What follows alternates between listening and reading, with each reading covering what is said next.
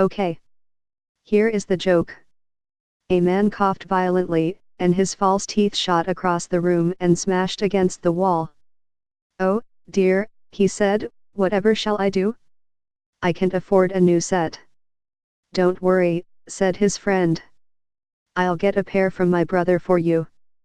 The next day the friend came back with the teeth, which fitted perfectly. This is wonderful, said the man. Your brother must be a very good dentist. Oh, he's not a dentist, replied the friend, he's an undertaker.